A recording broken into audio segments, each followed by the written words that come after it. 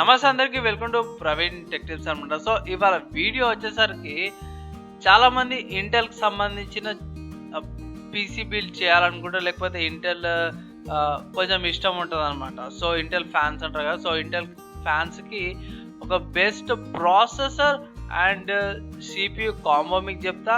And also graphic cards, ఈ ప్రాసెసర్తో ఏ graphic కార్డులు కొనుక్కోవద్దు అని కూడా రికమెండ్ చేసి చెప్తాను అనమాట. సో వీడియో అయితే లాస్ట్ దాకా 5 minutesలో పడిన ఉంటుంది, మీకు ఏ టైం వేస్ట్ అయితే కాదు, చాలా యూస్ఫుల్ ఇన్ఫర్మేషన్ అనమాట. చిన్న రిక్వెస్ట్ ఏంటంటే ఛానల్ అయితే సబ్స్క్రైబ్ చేసిన తర్వాత బెల్ ఐకాన్ ప్రెస్ చేయండి, మీకు ఏంటంటే నోటిఫికేషన్స్ రావడానికి నేను వీడియో అప్లోడ్ చేయగానే.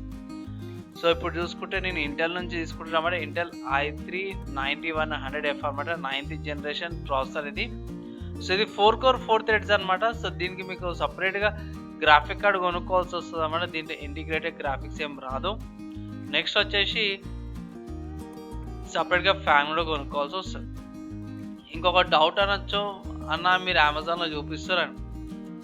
ఏం లేదు తమ్ముడు, నేను అమెజాన్ ఏంటంటే నాకు ఫిజికల్గా ఇప్పుడు తెలుసుగా ప్రాబ్లం వల్ల నేను ఫిజికల్గా పోయి పీసీ బిల్డ్ అయితే చూపిస్తాను. అందుకోసం మీకు అమెజాన్ లింక్స్ ఇస్తున్నా.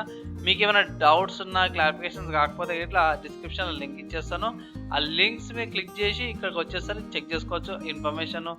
లేదు అంటే ఇట్లా మీరు డైరెక్ట్ కింద కామెంట్ చేయండి, నేను రిప్లై చేస్తాను. సో ప్రాసెసర్ అయితే మీకు 7000లో కూడా వచ్చేస్తుంది. బెస్ట్ ప్రాసెసర్ అనమాట, మీకు ఈజీగా పర్ఫార్మెన్స్ ఇస్తుంది. ప్రాసెసర్ స్పీడ్ ఇచ్చిన 4.2 GHz ప్రాసెసర్ స్పీడ్ వస్తుంది.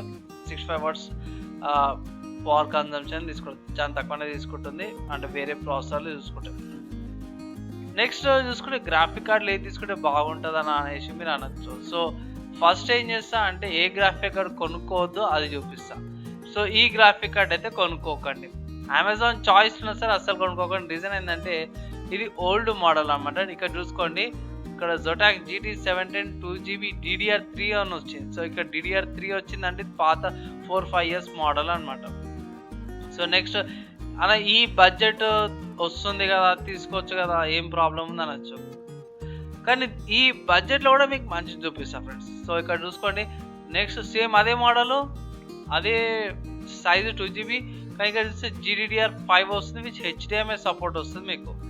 సో ప్రైస్ చూసుకుందాం. ఇది GDDR5 వచ్చేసేమో 3582 రూపీస్ ఉంది, ఇక్కడ 3359 రూపీస్ ఉంది. అంటే జస్ట్ ఒక 200-300కే మీకు ఓల్డ్ మోడల్ నుంచి లేటెస్ట్ మోడల్కి వస్తుంది. అంటే ఇది కూడా 1.5 year బ్యాక్ మోడలే, లేటెస్ట్ ఏం కాదు.